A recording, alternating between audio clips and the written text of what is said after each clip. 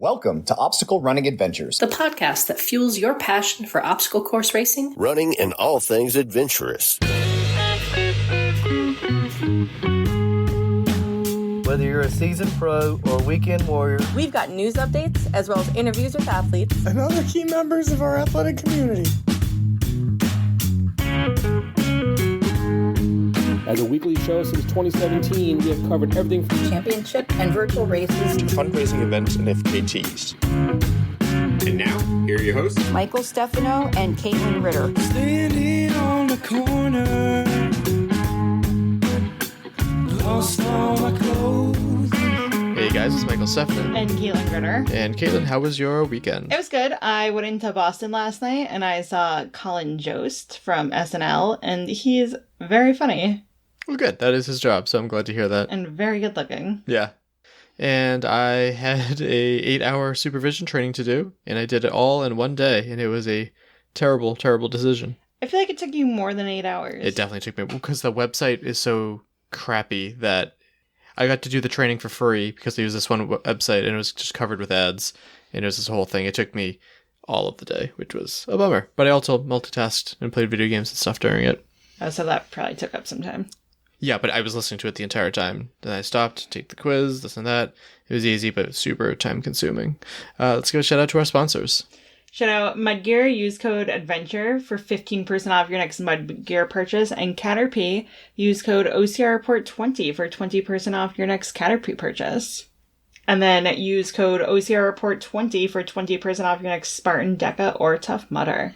Perfect. It is not the first episode of the month this episode, so we're going to thank the $5+ Patreon supporters. Jason Dupree, Samantha Thompson, Bradley Keel, Charlotte Engelman, Aaron Grindstaff, Laura and Stephen Ritter, Hank and Arlene Stefano, Cheryl Miller, Jessica Johnson, Christopher Hoover, Kevin Gregory Jr., Evan Irick, Brent George, Logan Nagel, Asa Connington, Seth Rinderknecht, Steve Bacon is back, Robert Landman... Robert Landman? Is that how you say it? Robert Landman. It doesn't sound right. No, you're putting too much emphasis on man.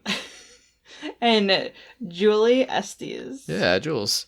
Thank you so much for the support. We greatly appreciate it. You can also join on the website as well. And then also thank you to the OCR Report for being a great home for us on the internet. And to Will Hicks. The Podfather. Check it out over at theocrreport.com. I don't know what's going on in the group chat right now. Have you checked it today? Oh, yeah. I check it every day. There's nothing really happening right now. Okay, fair. And to our sponsored athletes. Javier Escobar, Kelly Sullivan, Ryan Brizolara, Joshua Reed, and Kevin Gregory. All right, we're going to skip poll results, but Caitlin wrote that she has a meme, so she found it, which means I have to describe it. Or maybe we'll use this one next week. No, I have it. All right, now that a minute has gone by. Oh, okay. So it is a 2-part meme. It's the one with the woman that is like making disgusted face, and then the second one is she's interested. So the first one is runner's high. And the second one is runner's meh, which is probably more common than the runner's high. Yeah. That should have been the poll. That would have been good. I was just thinking we should put that in as the poll. Yeah, if you've ever experienced the runner's high. Do you get the runner's high? No, I don't. No, me neither. I enjoy being out in nature, but I wouldn't call that a runner's high. And we're going to head on right over to quick news. Caitlin found this first one about the Adaptive DECA rulebook. Molly Crowley posted, here's what you need to know. The Adaptive DECA rulebook is 99% complete. After months of testing, refining, and pushing for the standards of adaptive athletes, the standards adaptive athletes deserve, we're almost there. Nice. So click down below to learn a little bit more about that. Which is, I think that's amazing that they're doing that. Yeah, I mean, it's been a long time coming. People have been asking for this. It's a long time coming. And next up, we're really hurting for news stories. So this is our news story, that the OCR Report podcast is back for a little bit. I know we talked about how that's like a kind of dead show because they don't put up episodes anymore. But they had an episode with Joe DeSena and Yancey Culp. Yes. So I haven't listened to it yet, but it's gotten a lot of likes. Hopefully people listen to it, we'll see. And that is really all we have for quick news. Secret link, there's 5 of them down below. Go and check those out. But let's finally get to what this episode is all about. So just like the course prior to midnight, you thought you knew what was in store for you for your World's Toughest Mudder coverage. However, the COO of Tough Mudder and Spartan makes an appearance, similar to the Killa Gorilla reveal at midnight, last minute. some kind of joke there. Anyway, we had Giles Chater on the show to answer questions related to staff pressure that they felt, course setup, obstacle changes, penalty difficulty, and a lot of World's Toughest Mudder related questions, as well as a couple other comments related to owed prize money, the Spartan Ultra World Championship location, and maybe he says something on OCRWC? He also gives a movie review. Yes, he does. Happy Gilmore, too. Also, just a reminder that prior to this actual final part of coverage this year, we covered the course walkthrough in part 1, the event itself in a lengthy part 2, the Champions Brunch in a celebratory part 3, and of course the bar crawl in a drunken part 4. So go back and listen to those as well. But let's get to Giles. So I'll start off with your name and where you're from. Giles Chater from Tough Mudder, Spartan. Perfect. Not entirely United Kingdom of Average Britain. So I've heard a lot of this talk about this Giles Chater guy. Do you get annoyed when people mispronounce your name? Because I was hearing a lot of that from my own wife. Can't correct her enough. No, not really. In fact, I'm particularly fond of the old French Gilles. I like it. It sounds sophisticated. So no, I'm pretty easygoing most of the time. It does. That does sound fancy. And then I know that you just came back from a vacation. Real quick, I've heard amazing things about Portugal. How was your trip? I mean, it was good. It's nice. I try and play a little bit of golf when I'm out and about, and Portugal's obviously amazing for that. It's nice to just detox from the day to day. I only do 2 or 3 hours of email aggro, which is brilliant, and spend some time with the family. Because as I'm sure everybody does, right? We all work super hard, and the break is wonderful. Good. Yeah. Now that my wife and I are starting to be more worldly travelers, we're definitely looking for other places now too. I can't speak highly enough of Croatia, and if you get the opportunity to come to the Spartan event, the 100-meter and sprint world champs in Hvar, yeah, particularly outrageously stunning island, small community event. It's just brilliant. But as a kind of a country and a place to holiday generally, I can't speak highly enough of Croatia. I take it every time over like Spain's and Portugal's of the world. But we had to go to Portugal because the little 9-year-old fella started playing golf. And the ability to go and play a couple of rounds of golf with your mates and call it parenting, it's just hard to pass up. Fair. Awesome. So switching back, what is your role in Tough Mudder / Spartan now, and how has it changed over the years? Well, I'm the chief operating officer for the Spartan group, and so obviously that covers both the Spartan and Tough Mudder brands, as well as a number of the other brands that we run, and that means I'm responsible for all of our event delivery globally, as well as a lot of the functions of the business that we don't necessarily think about, whether that's real estate or supply chain. Yes, ultimately, if you've not received the medals that you earned this year, that is my fault. Legal, HR, technology, all that stuff as well. Same thing. If you're unhappy with the app, it's my fault. And I've been, I started my journey on the event site as a festival manager in Tough Mudder, and moved up through a number of roles, which has been great. Worked in Tough Mudder for a while, and then actually spent a bit of time away from Tough Mudder working in Spartan's licensing business, and that was brilliant. So for people that are familiar, right, both Spartan and Tough Mudder, they own or operate in some countries, but in a lot of the countries, they kind of pass that license out to third parties who put the events on. And that's fascinating, right? I think culturally in the Western world, we inherently think that we do it the best and our way is right. And actually it's brilliant to see people putting these events on. They look similar, they feel similar, but they're not, right? And some of what they do in some of the other countries is just marvelous, right? I'm actually traveling to China for the Kids World Champs, the Spartan Kids World Champs, on Tuesday, and the Chinese partner out there does an absolutely unbelievable job, genuinely world class. And what I've they're heard doing great things, yeah. A kids product in particular, it's just light years ahead of anything we do anywhere else. I think about our Central European partners who do a really good job from a community perspective. What they do with their community groups that come to the events is, again, world class. The team out in Mexico last weekend, I had the opportunity to find it. I could dig you up some photos.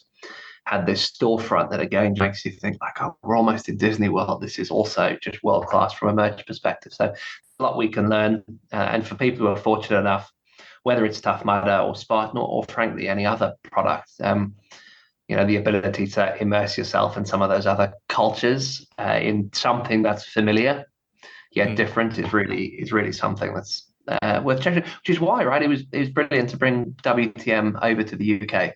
Yes. Same but different.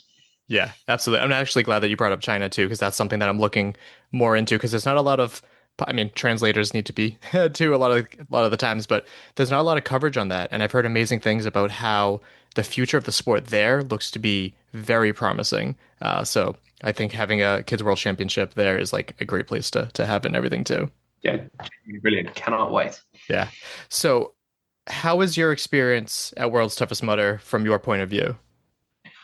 I had a really good time. So from that perspective, it was brilliant.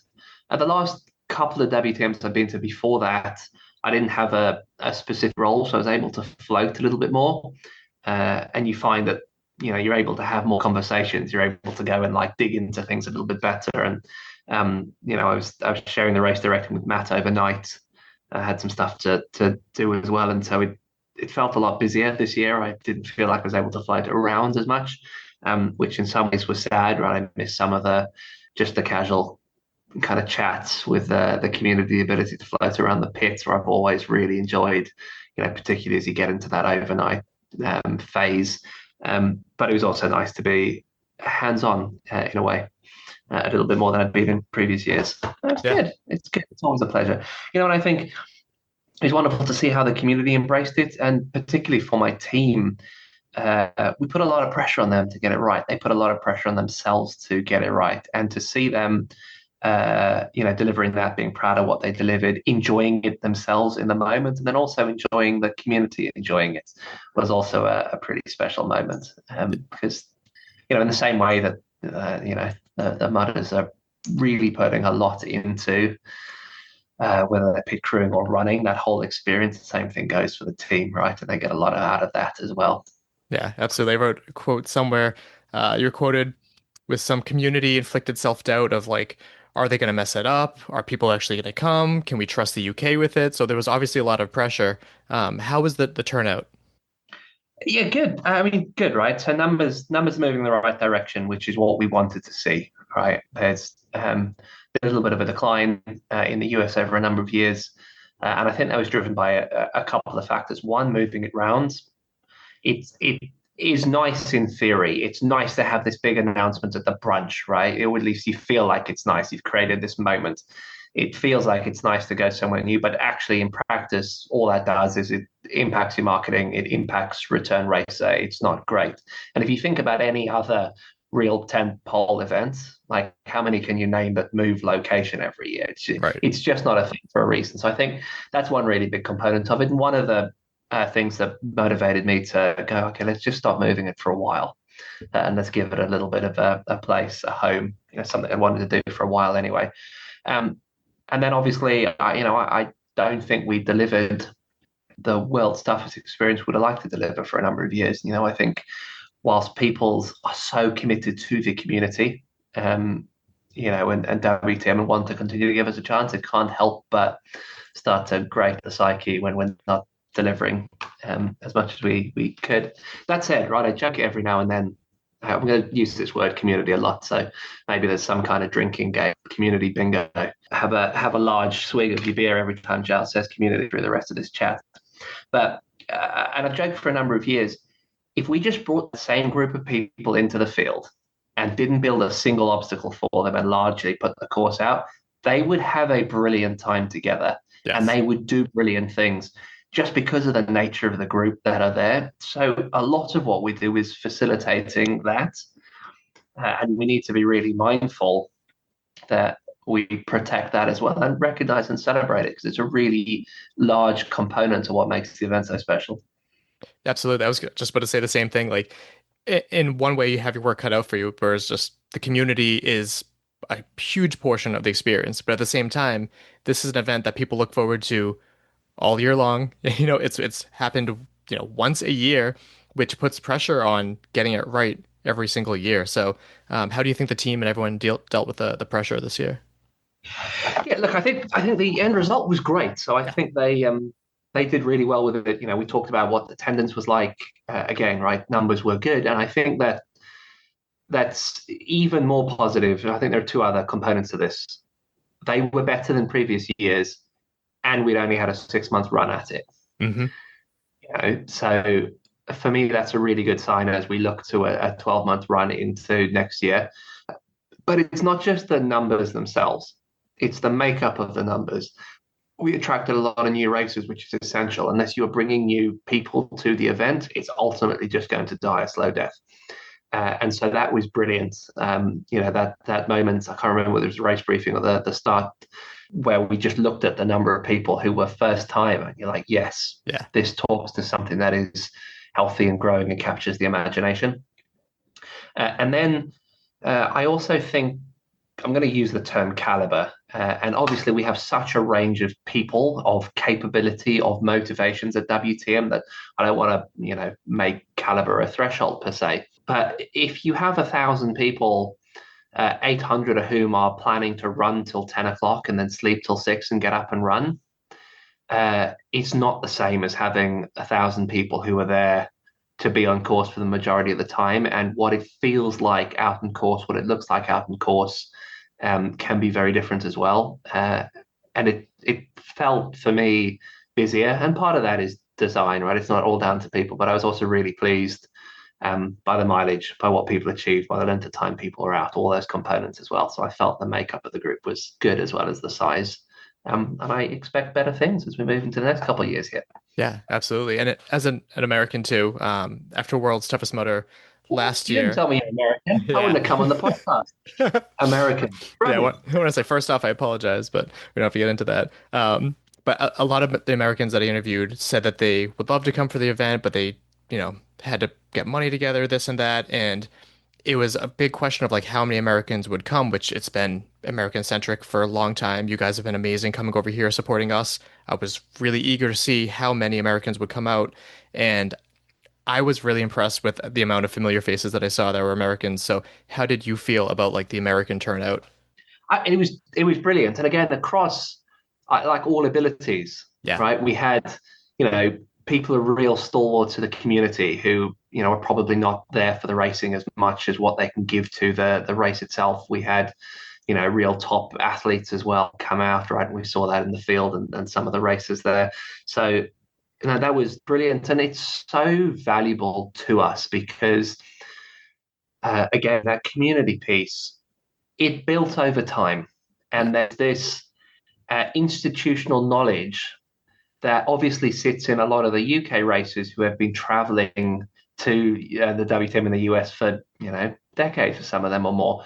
But that US contingent brought a lot of that over, and I think particularly as we increase the number of first-time racers, there's this responsibility on those people who really do hold that institutional knowledge of what this event is and what it needs to stay as, to really pass that on.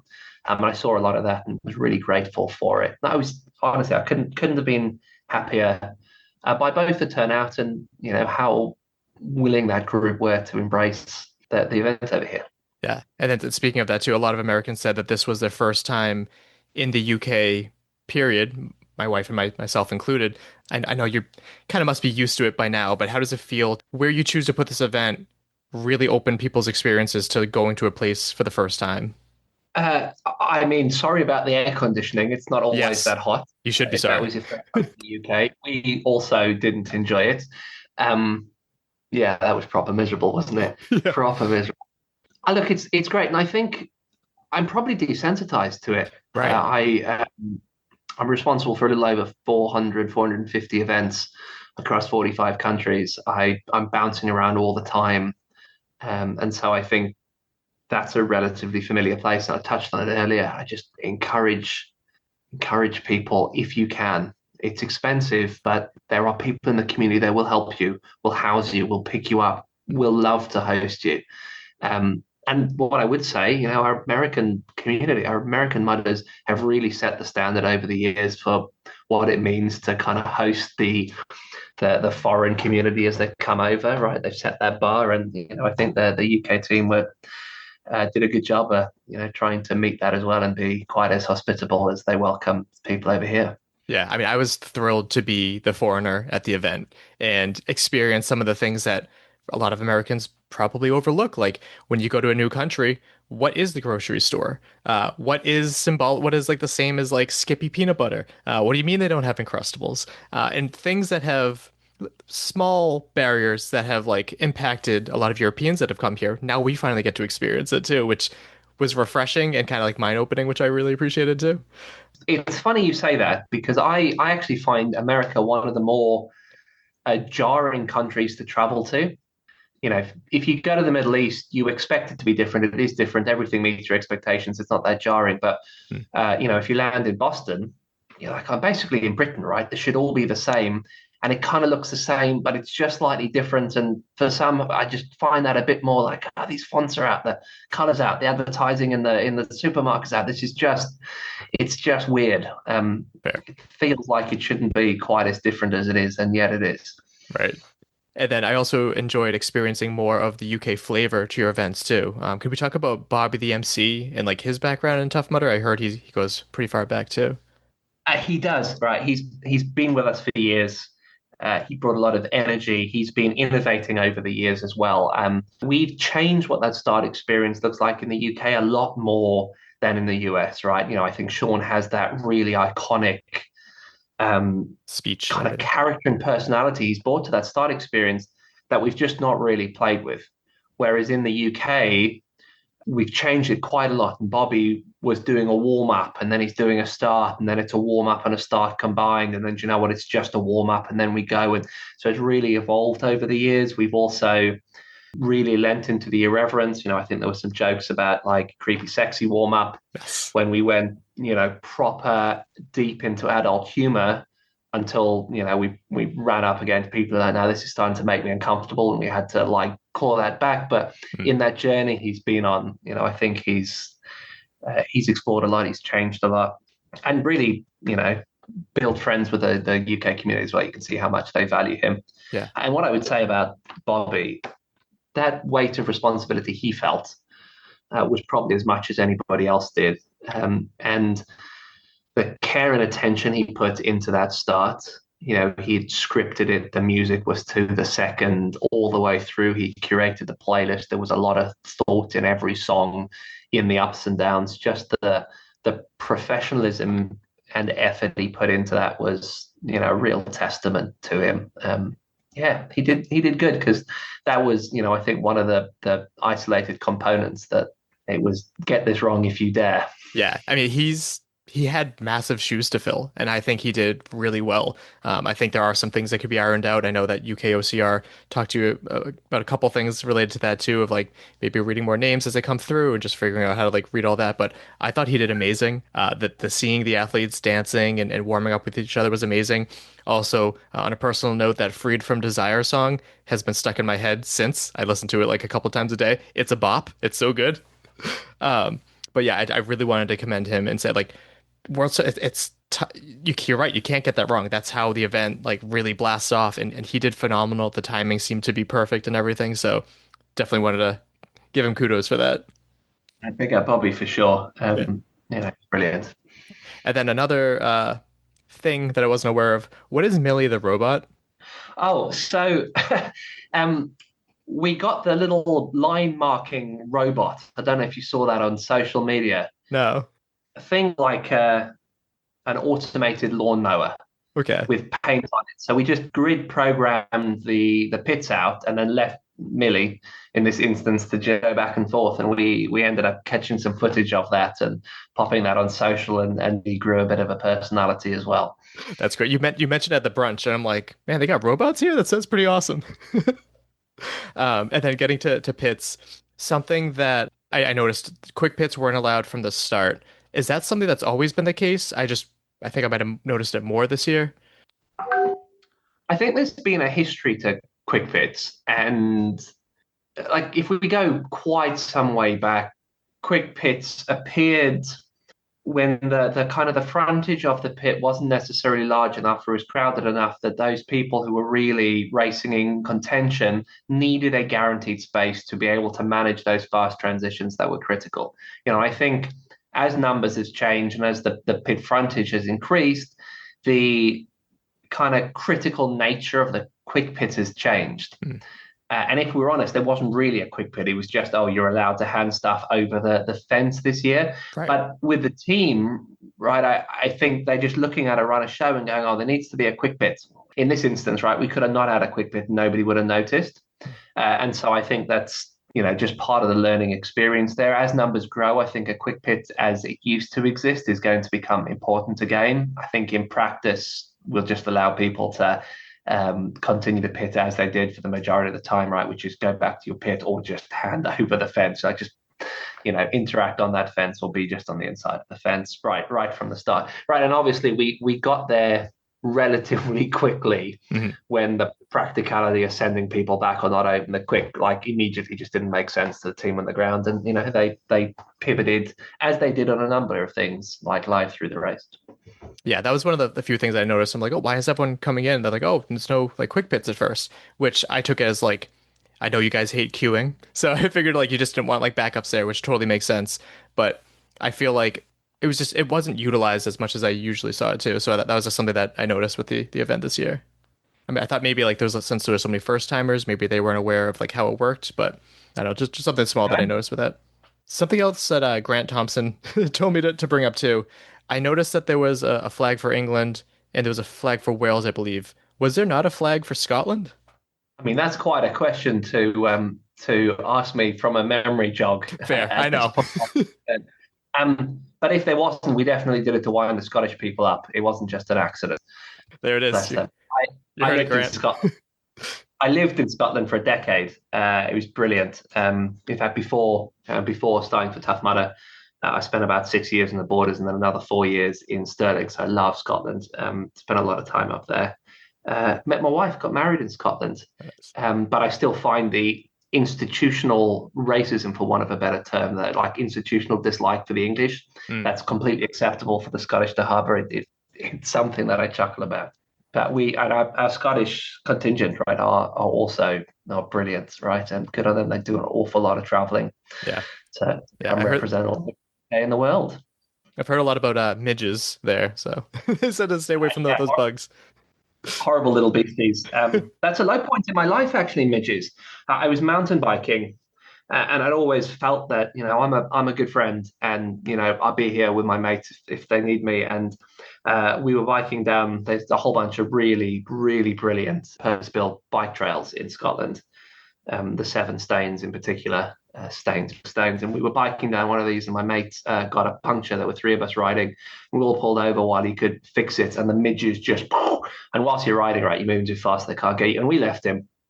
The midges were too bad. We're like, you're on your own, mate. You can fix your own tire. And we were gone. And this was probably 15 years ago, and I still feel bad about it. Bloody midges expose the worst of your character. It was really fun talking to a lot of the Scottish people because one. I love everyone's accents, but the Scottish accent is really fun to listen to. And basically what I've concluded is that they shank you. Is what the midges do. They just kind of shank you, and they're just terrible, terrible bugs there. Going back to the nighttime for the venue, I thought the venue was beautiful. There's only like 3 hours of nighttime, but was there any reason why like the castle wasn't lit up? Probably outside of like what you were able to do, but we were kind of expecting that.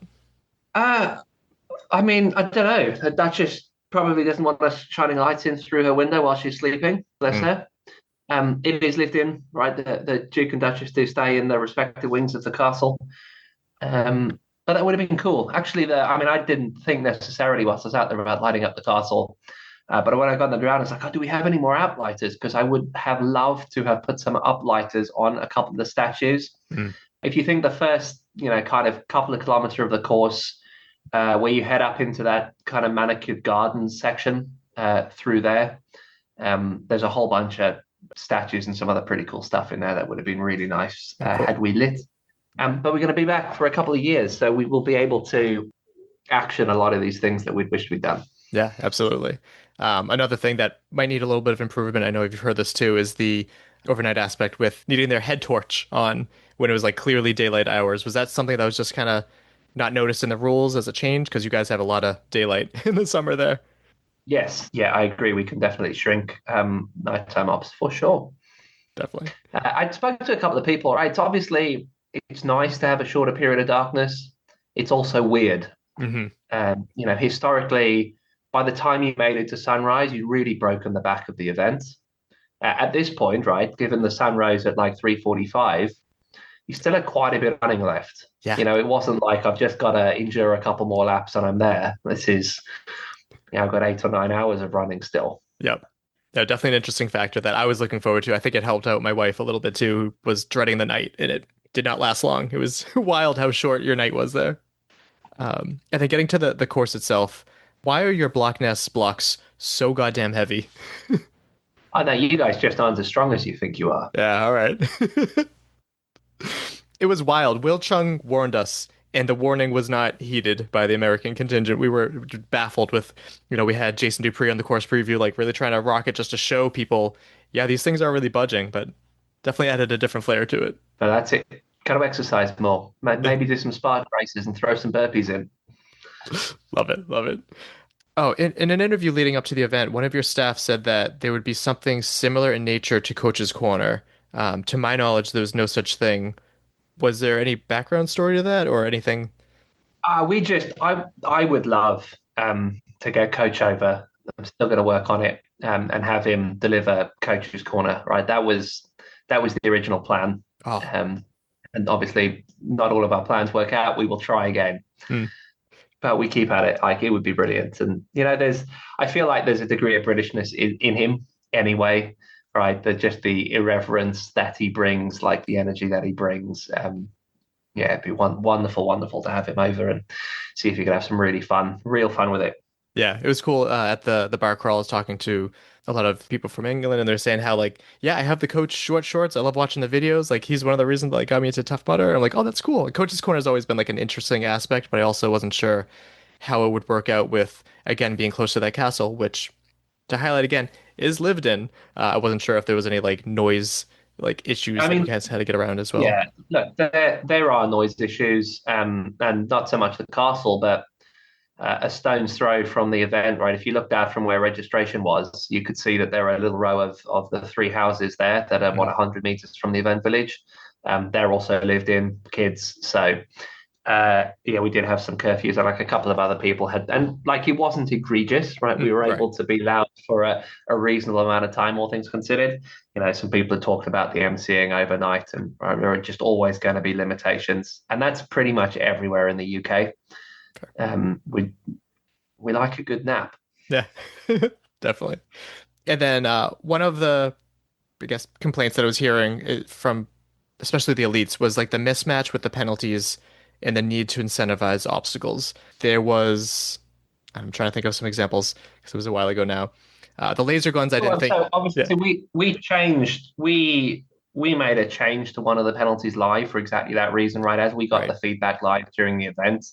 I can't remember, we put jumping jacks or something in place of the ball that you're looking for an event. So we made a couple of changes. It's always a balance. Right.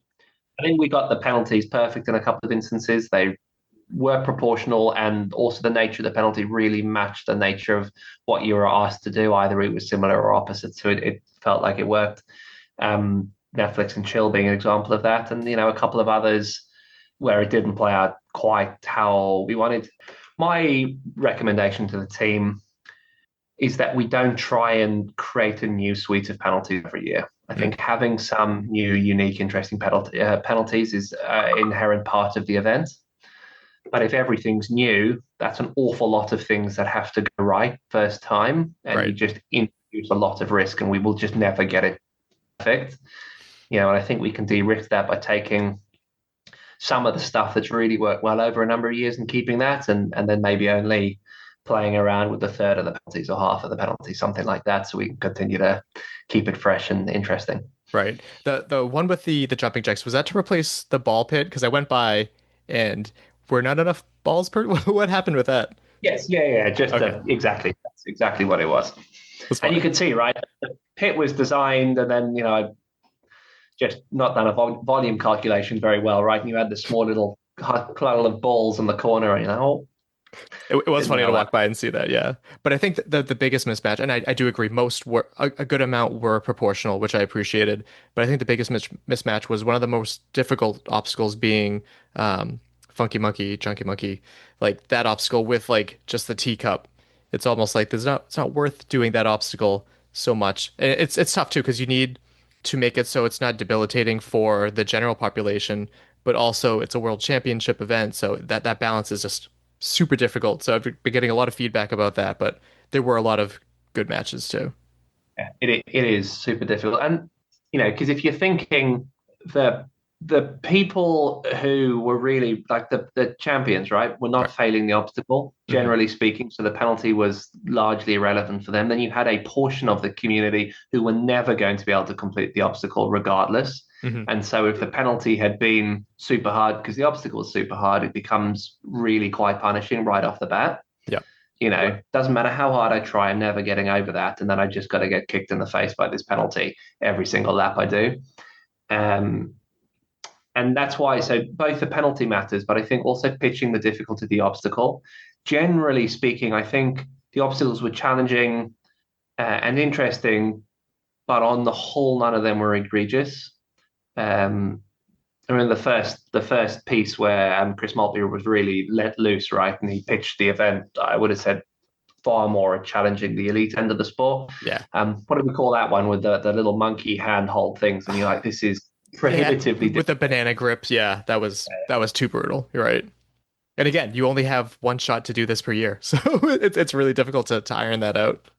But yeah, not gonna make many friends saying this too, but like even just like making the penalty a little bit further. So like for the Chunky Monkey one, just if that was further away, because some elites were saying like, I'm doing the obstacle and people are still passing me when they're doing the penalty, so that could be frustrating. But I think that was the biggest one. It might cost more volunteers, but I thought your volunteers were fantastic on that topic too. Like I went through the course, no pressure if you didn't listen, but I interviewed every single volunteer that wanted to talk to me at like 2 a.m. because I wanted to get their, late night minds at work. But yeah, I think that's something that could use a little bit of adjusting, but it was much better in years previous where I remember going to an obstacle and I think the penalty that opened up was the one where you had to like weigh a cup of dirt.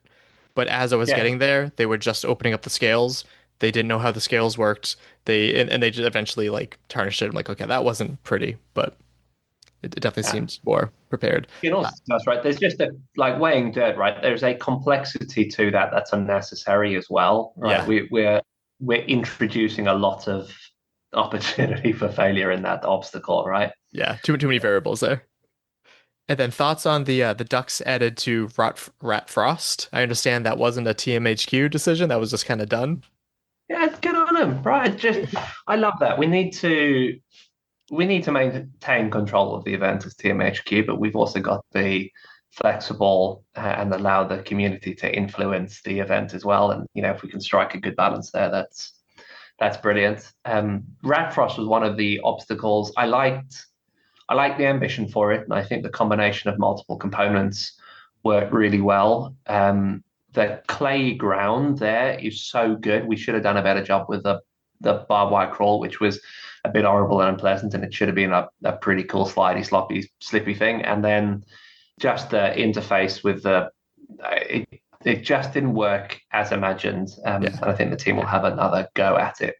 Yeah, I did like that you guys pivoted with that too, and you moved like the cargo net and stuff back, so it wasn't just because I was hearing people like, oh yeah, I went to the bottom and like I would hit the bottom and like it wasn't as deep as people had anticipated. So I was glad that you guys made that change on the fly. I was really happy to see that as well. I mean, if you remember, what was it called? So many obstacles over the years. Yeah. Boa, I think it was called. There was an obstacle where you used to have tubes, one set of tubes down into a little bit of water, barbed wire, the other set of tubes up, right? I think the intent with that obstacle was more Boa style, where you should have climbed in at a tube that was high and crawled down, and you should have been crawling out into ice water that was already filling half the tube. So you were squeezing out. There shouldn't have been up into the water. So far more like a Boa or like a slide inverted sewer rat.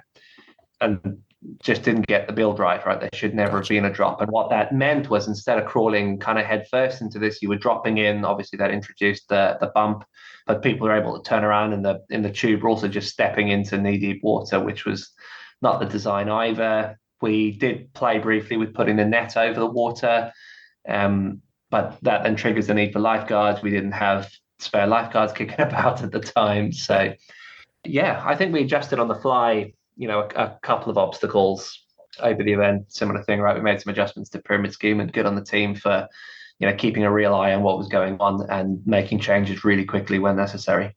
Yeah. And real quick on the pyramid scheme, because rumors were flying this and that. Can you speak to what happened there? Yeah, so the concept net over the top of the pyramid scheme was brilliant. But from an engineering perspective, the truss at the back of the obstacle wasn't strong enough for the net to be fixed to the trussing. So it got fixed to, broadly speaking, just over the top of the obstacle. But what that meant was anybody who came in the bottom and pulled it tight to the top of the obstacle. Gotcha. So if you were transitioning right at the top and somebody at the bottom, or half a dozen someone's at the bottom, were then on the net, you had all their weight kind of pushing you into the obstacle. So if you think about how the netted Matterhorn runs right up past the top of Matterhorn, yeah, what you needed with this net is it needed to continue running up past the top, fixed to something at the back, so you could just transition over. Now, the team had tested it fairly extensively, but there's no way 4 or 5 of our team testing this can generate the same experiences 20 or 30 people on it at the same time. Absolutely. And again, right, that's why I think we need to balance. People want big and wonderful and creative every event, and we want to do that, but the more change you make, the more variables, first time variables that you introduce. We also just need to do a better job of doing some of this testing at small scale across some of our other events over the course of the year. We've talked about that in the past, and we need to get better at that. And then just doing some isolated testing. Yeah. And then you spoke about lifeguards earlier. I definitely wanted to commend how important you guys took water safety. There's been some issues in the States where there hasn't been really good water safety, and luckily nothing has happened. I mean, there was a CrossFit Games situation too, but there was some Tough Mudder events here that there are some water safety things, but you guys did amazing there at Worlds, and I definitely wanted to commend that. And I heard that there were 1 or 2 incidents that happened at Firefly as well. It is always remarkable to me why people who are unable to swim and know they're unable to swim jump off high structures into deep water and assume it's going to be fine. Yeah. There was an individual who did it the first time with a buoyancy aid and then did it the second time without a buoyancy aid. And I don't know why they thought that was going to work well, but we have a team in place to deal with that. And they did, and they dealt with it well, as they always do. Yeah, no, I definitely want to commend that too. One thing that probably could have been improved, a lot of participants weren't aware of the buoyancy aid too. I don't know if race brain or whatever happened, because by the time it was opened, it was kind of later too. But just having those more visible, I think, would be good too. Not that it would have solved the other problem, but again, it was good to see how on top of everything they were there. Yeah, so question for you. Should we make it taller? I come at it from both ways. The first World Surface Motor I went to was 2017. The cliff scared the ever-living crap out of me. When I heard it was moving to Atlanta, I'm like, okay, they're not going to have a cliff there. Let me sign up and have that be my first. Joke's on me. The stacks were built, and it was a gnarly penalty. It was like a quarter to a half mile. It was a lot of extra mileage. I refused to do it because I was too scared. I hate heights, the falling, this and that. So I know from your point of view, you guys have the cost analysis of, if you make it bigger, if you make it scarier, if you make it more epic, do you lose too many of the people to make it not financially worth it to build it? So I don't really know. I thought it was a good height. I think it was a good height because a lot of people were doing it. Some people weren't doing it, but it's a height that I would have done for what that's worth. And the fire was just amazing. But yeah, people are always going to say, do it higher. But for every person that says that, you'll lose 10 or more people that are too afraid to do it and just take the penalty like cowards like myself. So it's a tough, right? Yeah. But decision we need to make for next year. Right. That'd be something we're talking about internally. Awesome. And then actually fire, ice. Really amazed with how much ice you guys were able to get for Rat Frost. That was more ice than I saw in my entire trip there. You guys don't do ice as as much as we do here in America too, I've noticed. Yeah, wait, you mean like ice in drinks, ice in, yeah. Yeah, it was like we bought all of the ice from a convenience store for the OCR report, like media team, and it wasn't much. Harder to find them. Yeah, it's also not usually that hot. Right, right. In our defense. It's usually the opposite way around. We're all a little bit cool and we're trying to warm up. I was looking forward to that. I was looking forward to the cold, miserable, and I was not ready to fry again like I did last year. We were. I mean, one of the things I think that caught us out the most, I particularly like this venue because of the ground. The ground condition in the main field, it's clay, which means you can dig really clean digs in, clean cuts. The walls don't collapse. You can do really, in fact, the pitfall build we can dig here is like best in the world. It's so good. Yeah. And really, if you scrape the mud up on that side, you should get really good. But it's baked like, well, like bricks, right? As you would imagine. It was not fun underfoot at all, particularly with the ruts and, you know, all the animal indentations in there. It's not usually like that at all. We were expecting something very different. Yeah, I heard a lot about that too. And that's the reason why. I mean, I was complaining about my foot pain, but a lot of people, like, their feet went first, and usually that's not until a little bit later. But that hard earth definitely played its toll. A big question that I've been really excited to ask. Okay, so Killer Gorilla famously opened up at midnight. I saw your maniacal smile. I was amazed that you did that. That was amazing. Was it reactionary? Was it planned? Because I've gone back and forth. Like, you had a sign for it, so maybe you were prepared for it. Yeah, like a bit of both. So. The intent had actually been to mark it out. Matt and I, when we got to site, one of our tasks had been, we're going to go mark Killer Gorilla and we're just going to leave it there. And people are just going to run past it all day, hoping that we never open it. And it's just going to mess with people's minds. And then in the event that we do feel that we need to like impact the race, we'll then open it. And we ended up getting caught up with a dozen things and we weren't able to pre-market. So then at the point that we decided we did want to react and we did want to, you know, primarily slow the leaders down a little bit, we had to go and market in the dark, which was fun but not ideal. You never really want to be trying to create something that's supposed to look like something else in the night with a couple of my marketing colleagues. I think we're always going to want to reserve the ability to adjust the race. If we make it too hard, no one's happy with us. If we make it too easy, no one's actually happy with us, right? They might momentarily feel happy, but no one wants to. You don't want to be there where everyone else is like, oh, you entered at the easy one, right? Yeah. Like, I don't think that's good for anybody. Yeah. And so, you know, we monitor performance, we monitor how quick people are going, what we think mileage is going to be, where we think all the averages are going to be. And, you know, we want the ability to just adjust it a little bit. And that's what we did. You know, I think the end results I'm really pleased with, both at the top end, but also the kind of the bottom end and where people averaged out. We obviously added some mileage. It was not egregious. You know, the loop there was 300 meters. So you then think, you know, I marked it in at 11 and it was gone at 8. So you're going, okay. It was less than 2 miles of additional running if you were running our laps for the entire time it was open. And right. It clearly messed with people. That was the intent. It clearly threw people off their game. When you're putting that much work out, the extra mileage, it doesn't count as irritating. So, and brutal and all the things. So I'm not diminishing the impact of that at all.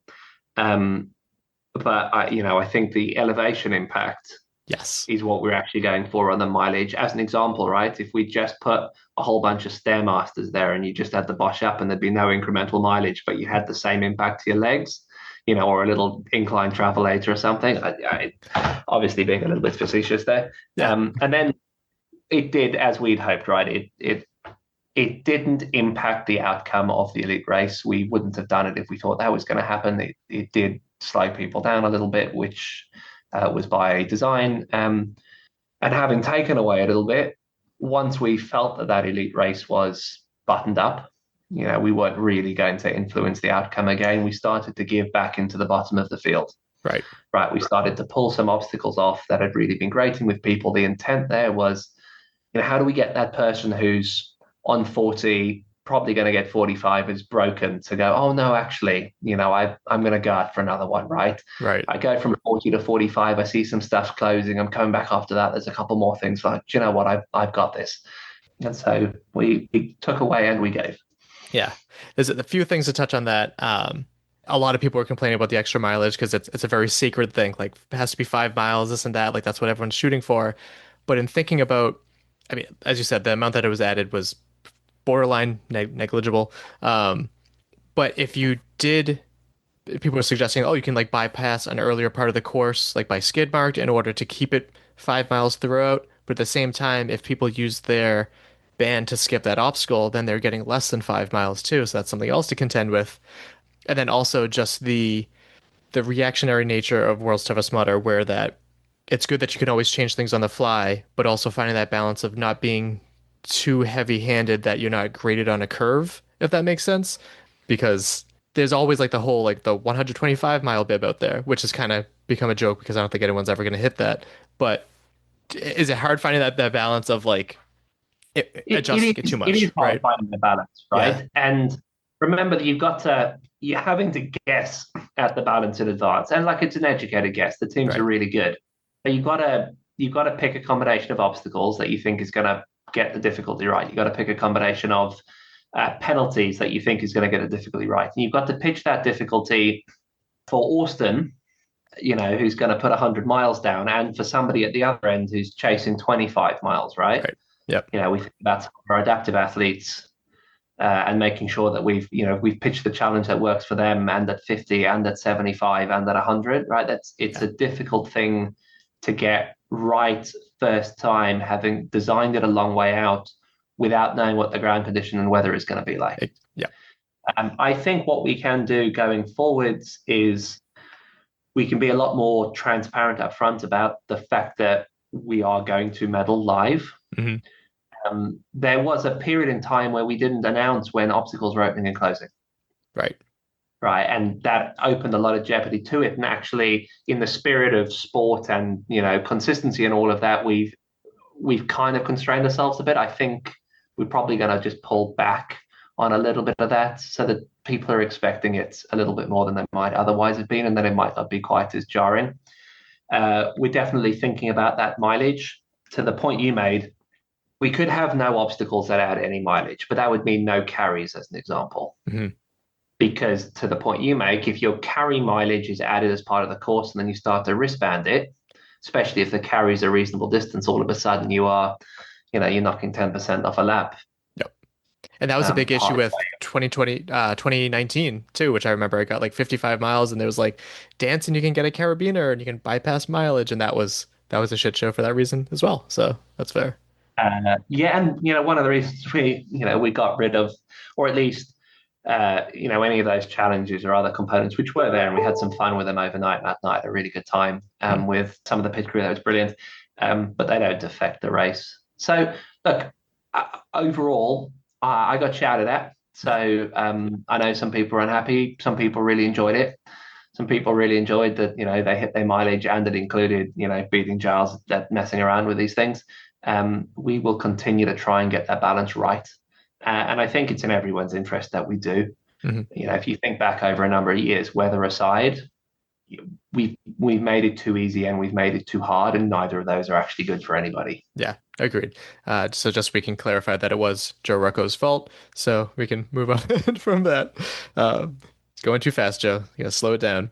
Something that I didn't realize, and it totally makes sense in retrospect, when I was watching Firefly, which was, again, such a beautiful obstacle to watch, you weren't allowed to run and jump. You had to stand and jump. Was that a constraint with like how it was built?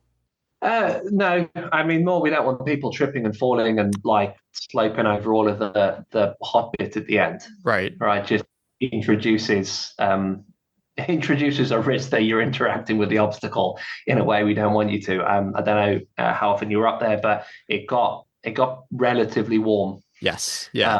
With the fire, you didn't want to be face first on the edge of that ledge.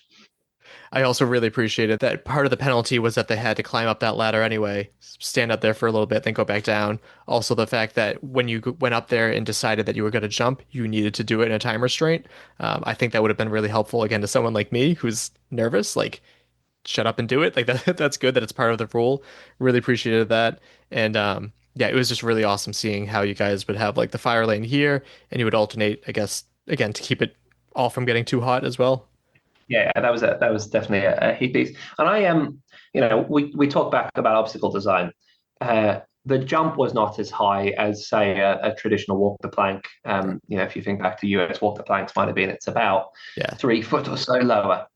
And as we said, getting that height right means, it's available for most people. But then once you introduce another element, just dropping off the end of a jump would probably have been too easy. Once you have to reach out, you introduce a less controlled fall or another element to it, and it makes an obstacle of that height significantly more challenging, which is great.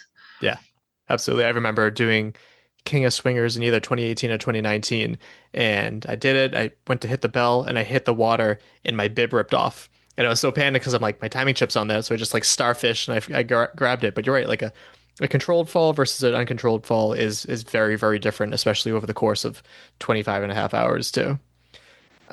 Something that I missed, and I know you guys do things a little bit differently, but I missed the neuro checks. I saw that the medics were very attentive at the finish line when people were coming in, but it's tricky because it also doesn't account for the people that went to their pit and eventually came out their start. It's a different medical director. Okay. And you had the medical director in the US, and this is how they wanted to do it. You then got the medical director in the UK, and their view was monitoring people's, neuro condition all the time, everywhere, is far more effective in their mind than having a pass-fail at an individual moment, right? If you think back to events, we've had people who've passed the check when they've started on course. You probably shouldn't have made it all the way back, right? The idea that they're then fine, particularly as weather comes in, is different. So the way they wanted to do it is we just watch everybody, we radio in, the medics will then come anywhere on course at any time of day or night if they think that somebody's in the right, condition, and we'll check them. And that happened pretty seamlessly in the background. I was really pleased with how it worked. There were a number of cases where we were following people for a period of time, monitoring them actively based on what we'd seen in as unobtrusive a way as possible on their race. So I was pleased. Andy, who's the medical director in the UK, and team, I think did a really good job at it. Good. Yeah, it was just something that it looked different, like optically, I guess. And I almost wondered too, like if people just appreciated the silliness of having to like, what's 2 + 2 - 1, and like dealing with race brain and stuff like that. What country are you in? This and that. So I almost feel like if people just enjoyed the silliness of it, but I'm not arguing that it wasn't safe though. It was good to see. I was talking to a lot of the medics too, and you could tell that they were following people and analyzing people, and that was good to see because a lot can happen over that long period of time. I think you're right about, not the silliness necessarily, although, I agree people might have enjoyed that, but without a physical presence at the start, it could also at times feel like a bit of a non-event as you headed back out in the lap, and both at the start and the finish line, because of how far apart they were, because there was no real pit presence or race presence or anything else at either, I felt like actually both were a bit more isolated as far as moments and locations and course, and we would have liked them as something we're taking into consideration for the design for next year. Fair. Also, in speaking to the design with the pits too, sometimes in years, and it's probably more difficult to do this way potentially too, but having part of pit on one side, part of the pit on the other side, and having the start run through it, so that way the back of the pits aren't as far back. What goes into making that decision as well? At this venue in particular, we put a lot of the infrastructure in, the physical infrastructure for the following weekend, where you got 10,000 people doing a normal team event. So, the toilets, the merch tents, in fact, the big tent that was used for hospitality was the bag drop tent. Oh, okay. So actually, that in particular, having that tent there really made a mess of design from that perspective. But what you did is you designed the following weekend's event, then stripped a lot out and went, okay, you can't exactly move these tents or the toilets or the generators or some of the catering infrastructure we've got in for the following weekend. And now how do we design the rest around that? Okay. Although bringing that up, we've talked about doing something different with bag drop. So all the cost in a tent is in delivery and manpower to install it. So having a tent up for 2 weeks or 3 weeks it's a pretty negligible difference in cost. So you go, well, if we're going to rent a bag drop tent next weekend, let's have them put it up now, and then we've got this big tent for World's Toughest, and we'll use it for hospitality and a little bit of media, and this will be brilliant. But that really made a compromise to the design, so we might change that for next year. Using the catering, like having it in situ for the following weekend and not having it within the pit really wasn't great. So, I think the caterer learned a lot as well. Needed coffee, should have had ice cream, needed all of that to be sitting like really within the pit area. So you'll see a string of changes, right? For all right, you've got your list of, comments or questions, criticisms, critiques, all that kind of stuff from the community. I tell you what, we've got a far more exhaustive list of our own critique. I can imagine. Yeah, absolutely. And also to be commended, much better bathroom situation than last year too, because that was a literal shit show with the toilets last year. Remember that? When it comes to measuring course difficulty, obviously we talked about watching the leaders, like, where are they going to be heading? What are they on pace for? Do you also take a measurement? Like, do you have an account for like how many 50-mile bibs or how many 75-mile bibs? Do you track that as well? Exactly. Yeah, exactly. Right. And that one, it's a little bit more difficult, right? Because if you run that, we're saying, X percentage, in a normal year, X percentage of the field are hitting 75 and 50. What that doesn't really account for is, an improving caliber of participant. Right. So we're also looking at, the individual performance and pacing of, a handful of athletes throughout the event as well that we think are, likely to be hitting different milestones. And again, right? Yeah. That's also fallible. That doesn't account for how much training they've put in, versus previous years or, what condition they're in at the time. Which is why there's always going to be a bit of risk and there's always going to be a judgment call to this. This is endurance racing. It's not a science. We do our best at it. And I get a lot of grief and the team get a lot of grief. You're not endurance racers personally. I've never run 100 miles. I've only done the one endurance race myself. I am getting into it though. I thoroughly enjoyed it, and I will do a lot more of it. Matt and I raced together. I'm just thinking about it. We did 100 miles between us. Yeah, there you go. But yeah, so we're also. Usain Bolt's coach wasn't a great runner. It's always one of the. You look at the pair of them together. You're like, oh, you two. But we do our best, and I think we do a reasonable job of pitching it.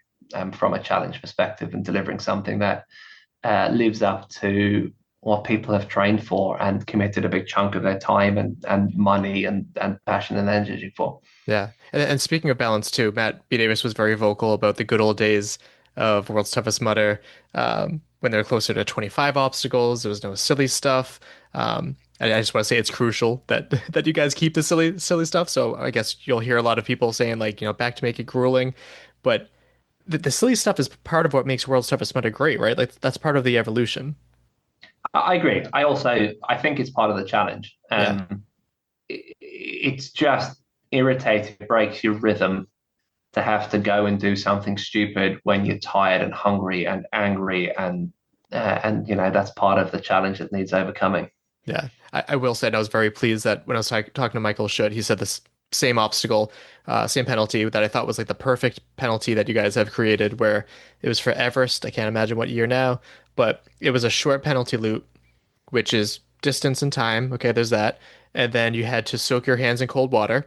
Uncomfortable. A lot of people aren't going to like that. And then you had to assemble a Lego. Goofy. What am I doing assembling a Lego at 3:00 in the morning? That was chef's kiss perfect to bypass Everest. So like things like that where there should still be a challenge. There should still be incentivized to do the obstacle. But like, hey, we're going to have you start doing some silly stuff. And I love that.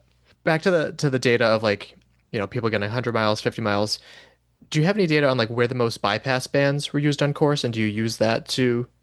Not no. I mean, we weren't. No. That's gonna be tough. Yeah. Like anecdotally, we do, right? We're getting that kind of feedback. What it felt like to me was that an awful lot of them were going to Mud Mile. Yes, that's what I thought. In the first instance, and then once we introduced Killer Gorilla, people were having to make difficult decisions between Mud Mile and Killer Gorilla, and then a number for the carry through Devil's Beard as well. And then obviously there's a smaller handful who have other preferences, but Mud Mile was gobbling the most from an anecdotal perspective, certainly through the first portion. I thought the same. Speaking of the carry, Lucifer's luggage, there was some feedback. Obviously, World's Toughest Mudder tries to appeal to both men and women, and sports are always trying to get like more women participants and everything like that too. What goes into the decision to have like one uniform weight for an obstacle, like a carry? I mean, we're opening an interesting can of worms, right? Right. Equality versus equity. Well, I mean, but we look at gender, we look at height. We have a similar conversation every time about, a lot of these obstacles are more difficult for shorter people versus, taller people, regardless of gender. I think our view is the simpler we make it, the easier it is going to be to administer, and the better we can administer it, the better for everybody. So if you start to introduce too many variables, I think everybody's worse off. Yeah, people grabbing the wrong bag. Yeah. Well, and then you're into so-and-so cheated, so-and-so's been, and then the volunteers are having to pay attention to a handful of other things, and it is then more complicated for, the races to remember and all that kind of stuff. So, I think there are always going to be compromises. How high do we make the walls? How high do we make the steps? The conversation about the weight of the bag is not that much different to the conversation about the distance in the transition on Funky Monkey. Yeah, exactly. Or, frankly, do we need to be making Netflix and chill higher because tall people were at a disproportionate advantage to small people on that one? You're like, no. Yeah. We made it what it was, and, it probably balances out. I think more important than any individual decision is balance across the whole course. Do we have enough stuff that's, going to favor some people and not other? And does it split out? Is it all upper body, brutal, or actually is there a little bit of balance? There's a little bit of crawl, there's a bit of mud, there's a bit of height, there's a bit of climb, there's a bit of real technical grip. I think that balance overall probably has a much bigger impact on the race. I would also say, though, that depending where you are in that spectrum, you probably feel differently about my answer. Fair. No, I was just curious. Got a little bit of feedback on that as well. And then for the elite side of things, it sounds like things are already in motion for the payment of this year's podium winners. This question has kind of evolved over time now. Any update with paying the 2024 World's Toughest Mudder athletes? I know there's been some I think people vocal. All of the 2024 prize money should be cleared out by the end of August. Happy to hear that. Good. Because that's primarily a US piece with significantly more. It has historically been significantly more up to date across Europe. Okay. In fact, genuinely, by the time this goes up, I would have thought we had paid all of the World's Toughest Mudder people from this year. I'm going to check in. I genuinely thought that had happened. They might have. When I wrote this question too, it was a little bit further away, but I just wanted to make sure that I was calling attention to this. I know you're aware of this, and it seems by all accounts that things are going a little bit more smoothly in Europe in terms of payment, whereas the US, there's not as many happy people, but hopefully that gets caught up soon. So, by end of August is the message we've been communicating out. And I think until it happens, again, my message is going to happen by the end of August. I don't think we have given people a lot of reason to trust us on that. We've been pretty poor on prize money for quite some time. And we will need to rebuild that trust over a period of time. So, even people hearing this are going to be, oh, well, that's great, Giles, and I'm gonna believe it when I see it and when those monies are in my bank account. Nicole put something out, and we've been communicating with her. But I think it's she knew what I'm showing to you now, but it's pretty reasonable for her to have taken the stance that she has, right? Because she's heard it before, and we've not always delivered on what we said. And so until we do, I think it's reasonable to call us out on it. Yeah, that's always been one of those difficult balances of like, I'm a friend of the elites, and I also like want to play nice with you guys too, but like there's some issues like that, and it ultimately comes down to like heavy is the head that wears the crown. Like unfortunately, like I'm sure you have other people doing other things, but ultimately like comes up to you, and that's got to be tough to deal with from your job's point of view. Yeah, I think the temptation, right, is to shift blame where it isn't deserved. You go, well, if you're going to scream about this, it's really bad for business. It hurts us, and then we don't have the cash to pay out. All of that is just nonsense, right? This is on us. We need to fix it. It's our bad, and we'll get it fixed. Yeah, no, that's good to hear, and I'm sure a lot of people are happy to hear that as well. With 2025's events done, you announced that it's going to be returning, and I'm very excited to be scraping my pennies together to come back out next year, and then also the following year. Can you speak to what was the leaking situation? What happened with that? Do you know what? That was entirely unintentional. I'd been planning to announce both years anyway. I think with the advent of AI, or not advent, but live test environments are just not as safe as they used to be. Okay. What happened, right, was we popped this on a live test environment and all got scraped out into the open world. We don't have the ability really to build these things without putting them in those environments, and those environments are not as private as they used to be. Gotcha. So just getting ready to go live, and someone discovered it. Fair. And I've gone back and forth with like whether or not that was like a good idea of like releasing both dates, because on one hand, I thought to the people in UK, they can say, I don't have to go in 2026, I can just go in 2027. But on the other side, and where I've learned to like this decision, is that to Americans, people looking, hey, it's not coming back anytime soon. Get your ass over here. You're going to be missing out on 2 years. So I wanted, was that a balance too with whether or not to release both years? Yeah. I just wanted to break this cycle. I want people to be able to plan, to your point, right? I don't want the narrative to be, well, that's fine, but we want it back, or where's it going to be? Like, this is world's toughest mudder. It's here. Yeah. We will be able to be relatively consistent with challenge, but we're also going to be able to introduce the variety. As people travel, they're going to be able to become familiar with the location. Mm-hmm. You think about when Debbie Tim was in Vegas. 2 years in, there wasn't this clamor to like, let's move it somewhere else. This will be brilliant, right? We artificially created this idea that it's moving all the time, and then I think we became a slave to that idea. And in a large part, I was just trying to kill that. Yeah, I think that's good. And quite frankly, there's a lot of things that I got to do on this trip, and there's a lot of things that I didn't get to do, and I'm looking forward to doing them next year and hopefully the year after that too. So I think that's good. I wasn't thrilled, and maybe this is something you could speak on too, when there was the news story of like, hey, we're going to try to find a permanent home for World's Toughest Mudder. And that to me kind of hurt a little bit. So I'm glad things didn't end up going that way. What changed with that though? Oh no, I'd love to have a permanent. Really? Okay. As it doesn't hurt you, I would love to have a permanent home for World's Toughest Mudder.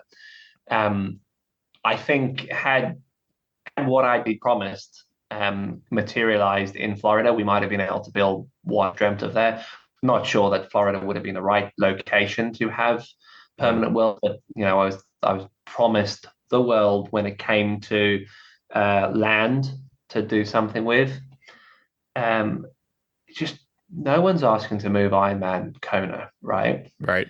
I think the ability to build real legacy, real history, like components, sectors, elements that can become really iconic over time for an event, a lot of the history of which is the performance of the athletes, I think is really attractive.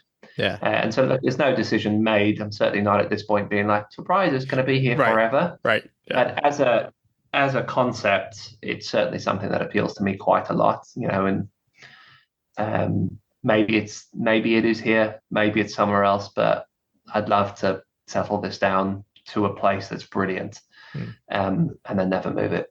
Yeah, personally, not that it might say means anything, but like I think 2 or 3 years like in a place and then hop to another place. I could see an allure in that too, in that you get to solidify, just as you are going to do for the next couple of years too, like have a great event and then figure out how you can tweak things and make things even better. And like that has a certain allure to it as well, but it's also the experience of going to wherever. Yeah. That's a kind of a best of both worlds type piece, right? You capture a lot of the benefit of staying stationary and building a little bit, but keep the ability to create that novelty and that touring. So, yeah. And if it isn't, like if we don't settle on a permanent location, that's the model that we will move to. We'll house it in a place for a reasonable period of time so people can, really enjoy it. We won't be going back to moving year on year again. Yeah, I think that's good. Speaking of travel, a more local and personal question. The nearest Tough Mudder to us is like 8 hours away. We used to have Tough Mudder New England. You can't be testing my US geography here. This is gonna embarrassing. Well, we used to have like 1, 2, 3, 4. We used to have like 4 Tough Mudders within like a 4-hour distance. I think for the most part, unless things change, gone are those days in the US potentially. Now the closest one is 8 hours away. Do you know if there's any plans to have another Northeastern Tough Mudder event in addition to Pennsylvania, which is great. I've gone there too, but there's a lot of Northeast New England people that miss their Tough Mudder. Not yet. Certainly not for 26. There could absolutely be as we think about 27. So you think particularly about Tough Mudder in the US, right? We had a lot of events. That's a lot of events to market. There's a fixed cost to put the event on, a fixed cost to market them, and we didn't really have the people attending any of the events to really make it work. And so our marketing spend per person, our acquisition cost, it was just all over the place. And so we deliberately cut back, and that's really worked for us from a marketing perspective, from a volume perspective. Everything's moving in the right direction. Overall, we're almost 20 odd percent up year on year. In some places, we're up as much as 60%. So that's been brilliant. And then our marketing, the acquisition cost, the marketing spend, the return on the dollar. Because what we did, right, was we took, if I was spending 50 grand per event marketing, I took the 50 grand and spent 100 grand on this event. Okay. And what I ended up getting from that 100 grand was more people than I would have got with the 2 sets of 50 grands, which allows for investment growth. And then also just the feel. Tough Mudder events just feel better when they are busier. Yeah. In fact, there are a couple of Sundays out in the US from going, guys, we really shouldn't run this Sunday.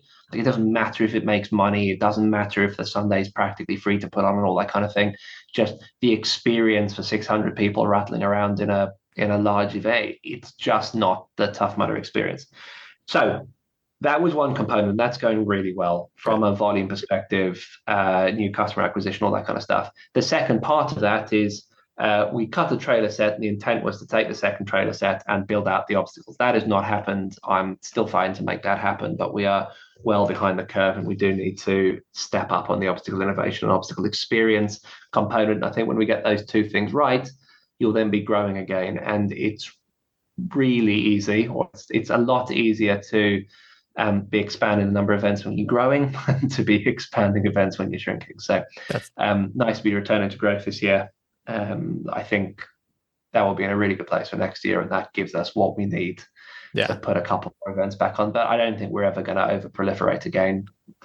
We'll just end up back where we were, right? So we'll focus on the right areas, and that's kind of how I saw it too. It was almost like a way to kind of almost like shunt the bleeding a little bit, because like COVID happened. That's not great for the event industry. Just lots of like things happened over the course of Tough Mudder, and it's going to take some time to bounce back further. But I'm glad that you guys are doing it safely and not overextending, because you're right. Like, what's the point of overextending if you're just going to end up in like a similar situation too? And we don't want that either. But I do want a Tough Mudder back where it's easier to drive to. But we'll get there. Also, just moved to the Midlands. In the UK. You guys, properties relatively good value for money in there. Yeah, AC aside, you guys I'm so jealous of like how many Tough Mudders that you guys have there, which is really cool. And like you just get to go to different countries, and they're all, I don't know, I can't wait to go back to Europe. So there's that. I also saw that there's potential for you running it next year while Matt and Caitlin hold down the fort. Is that something that you've mentioned? Yes, I would. I would like to run it. I do need to run it, whether it'll be next year or the year after. I try and get a lap or two in every event, but obviously that's not the same as turning up. Real quick on that, we noticed too. We noticed. We see you out there, and there were a lot of people joking, like, who wouldn't be out here? Will Dean. So I just want to say real quick, we noticed when you're out there. We appreciate that. That's awesome to add to the experience. I've got a story to treat you. This is a story about somebody we won't mention. But there was a gentleman called Kevin back in the day who was one of the course managers, and he'd done hundreds of Tough Mudder events. He was brilliant, and he got called to the top of a long climb. Okay, it was one of the LA events, and the volunteer up there was like, Kevin, I need lunch. And Kevin's like, but I gave you lunch already. You can't have another lunch. And the volunteer's like, yeah, but this British guy was running, and he got to the top of the hill, and he told me I had to give him my lunch. And he said it was his business, so he took my lunch. I don't know who that British guy was, but clearly did run from time to time. Love it. Starting to a close for the Tough Mudder part. Where can people register to run, pit, or volunteer for next year? Oh, is this the plug the website? Yes. Yeah. Sorry. Put the old Tough Mudder into your search engine of choice, and on you go. Yeah, I'm so excited. I have a friend who, so back in the day, I was very Spartan centric. I was drinking that Kool-Aid and everything, and I was too afraid to run a Tough Mudder because I saw the ads of they greased up the walls and electrifying this and that. I'm like, I don't want that stuff. Found out that it's the best community ever. In an already awesome community, it's really fantastic. But speaking of all that kind of stuff, should we put ice in Dunkwall? Yeah, more ice all the time. The colder the better. I love cold. Ice in Dunkwall. Well, let's ask the viewers. Let me know. Well, yeah, viewers, listeners. Yes. Let me know. Should we put ice in Dunkwall? But the person that really got me to do a Tough Mudder, and she was the biggest Tough Mudder person that I looked up to until I found the wider community. She's never run a World's Toughest Mudder. She's finally coming out. She plans to come out next year, and I am so excited for her because I told her doesn't matter how much of Tough Mudder you love, until you go to World's Toughest Mudder, you really don't get the full experience of that. So that's another thing for next year. A couple not related World's Toughest Mudder questions. I just wanted to grab you before you have to go. I apologize for going a little bit long here. Well, I'm worried about poor people who have to listen to this. I'm not sure I could listen to myself for 80 minutes. That's something as a podcaster I had to get past. And doing 450 episodes, I'm tired of my own voice as well. You could. I mean, they could watch a movie. I would recommend watching Happy Gilmore 2 instead of listening to this. They will have listened for 80 minutes before they get to my recommendation, so you're safe. But or I'll just clip that part out, and that's a part I'll put on social media. He endorses Happy Gilmore too. So a couple wider questions. What was the reason behind the Spartan Ultra location change? It was blurted out that it was Big Bear, and then it was no wait, we're back to Morzine. I've heard Morzine is beautiful. I hope to go there someday. What was that all about? It's not dissimilar to the conversation we were having about WTM, right? The temptation when you're looking at this on paper and you're planning a couple of years ahead, and you're like, we've got this great venue, and they'll be a great partner, and they're going to support us, and this would be a great place to take it. And, we've got too many championships outside of North America, and so it'd be really good to have a championship in the US for, the ultra running scene in the US is really strong. And so that makes a lot of sense, right? And you think about it theoretically, this is a great move, and you plan it out. But then when you come to the coalface and you are there and you experience the ultra in Morzine again, and it's just astonishingly good. And all of the feedback on the ground is, this is astonishingly good. And then you are reminded, same date, same location, don't mess around with these things. Nobody else just moves their championship round and round and round. Mm-hmm. And you go, do you know what?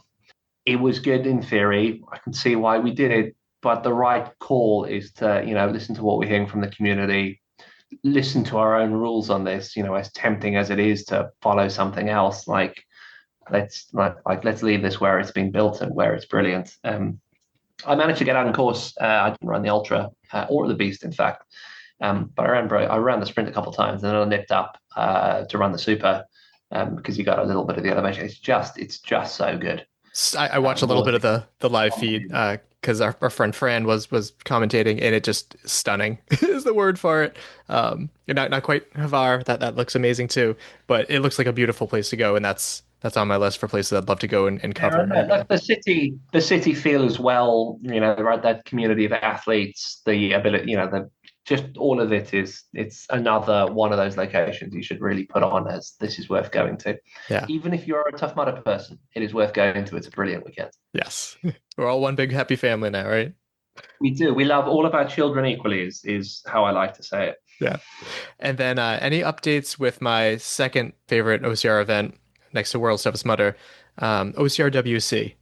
I know that we took a year off and everything, and yes, but not that I want to share here. We are very close to getting that sorted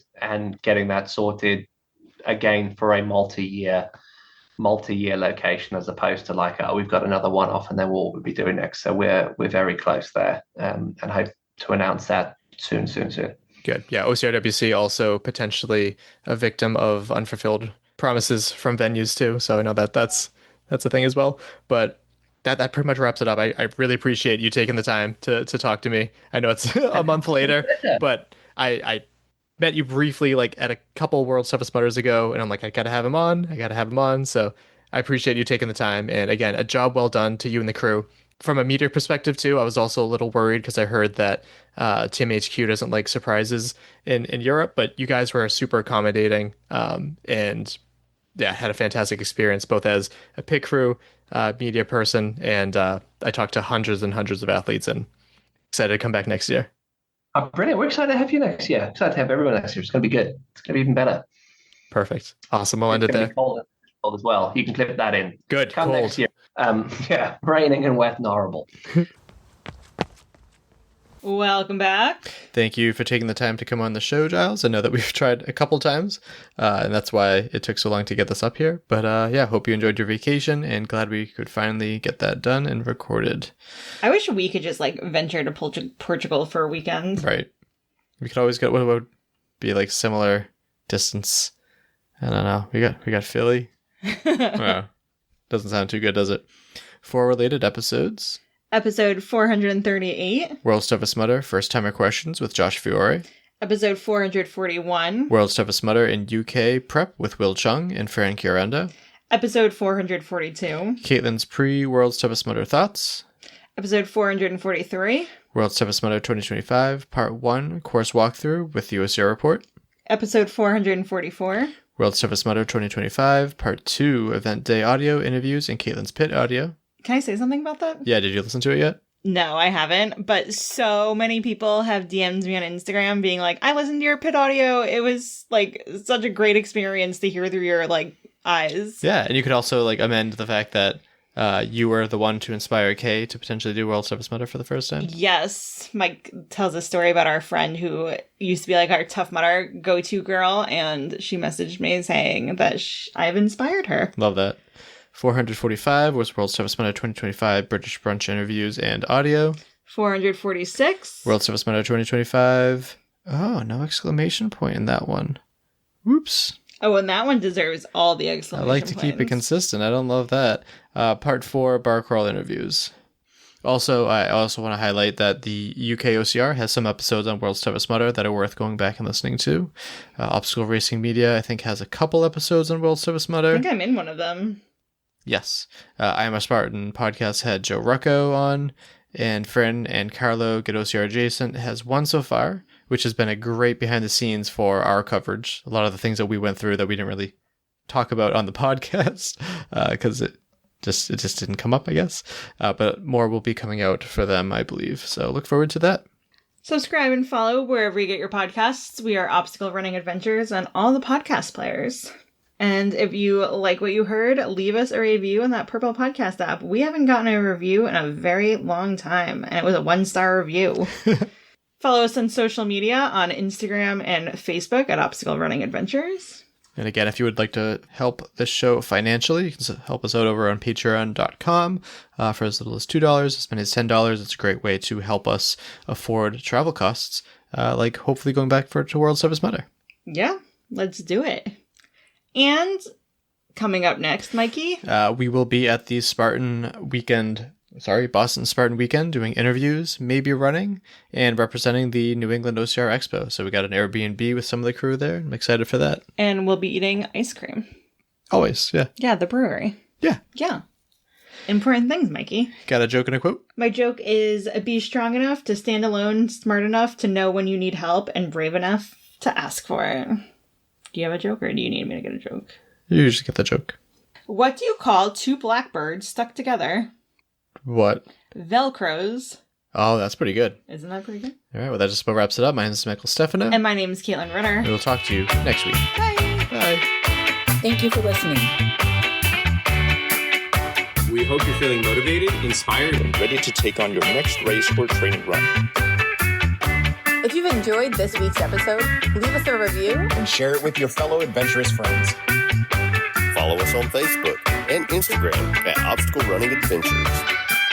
Don't forget to subscribe so you never miss an episode. Join us every week for more news. Stories and interviews from the community. Our intro song was Streaker by Straight Up. Our outro music is Iron Paw by The Best.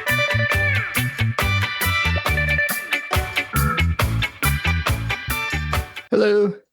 A very good evening to you. How you doing? Yeah, brilliant. Brilliant. Thanks. Yourself? Pretty good. Chaotic workday, but a short workday, so nothing wrong with that. I hear you on chaotic work days, and certainly as you limp into the back end of the evening, I feel a bit discombobulated at times. So Fair. who knows what I'm going to say.